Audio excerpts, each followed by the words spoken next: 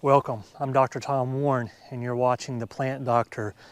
In my opinion, one of the best shrubs to block off or screen nosy neighbors or dogs or whatever's on the other side of your fence or your property that you don't want to see is Snowball Viburnum. Just a beautiful, gorgeous shrub. Gets these huge flowers here in mid-spring. It's mid-April where I'm at right now, and it's just past peak. I tried to get out here at peak bloom. We had a big thunderstorm come through and it knocked some of the petals on the ground, but just, you can see, just a gorgeous, gorgeous shrub.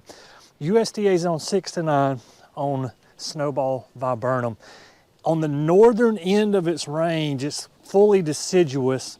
Here where I'm at, I'm on the line between 7B and 8A. I would consider this most years to be semi-evergreen. It never fully drops all of its leaves, and our friends even further south in Zone 8, I've seen this keep its leaves all winter. Even if it drops its leaves, it still makes a decent screen because the branching of it is so thick and so dense that you really can't even see through it. In terms of height and sun requirements for Snowball Viburnum, so Snowball Viburnum is going to get 10 to 15 feet tall. We keep this one pruned here in about the 10-foot range. It gets up to about 12 feet tall and we just take the top out of it. It can easily be kept in that 8 to 10 foot tall range once mature. You can also tree form these as well. You can limb them up from the bottom. I've seen tree formed viburnums. In terms of sunlight, full sun to part shade. This one's in the perfect situation. It gets morning sun, it gets some dappled afternoon shade, and then late in the evening it's in the full sun again. And you can see how beautiful this shrub is. When do you want to prune Snowball Viburnum?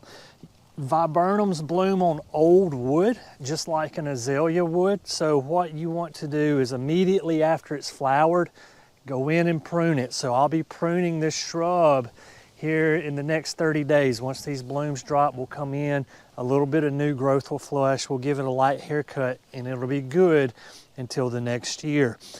We'll also fertilize at the same time. You want to fertilize somewhere in the May to June time frame with just an equal blend fertilizer. A triple 10, a triple 20 is more than enough. Very little disease, drought tolerant, just a great all-around shrub, especially if you want some color while you're trying to block off those neighbors. Guys, as always, thank you for watching The Plant Doctor, and until next time, happy gardening.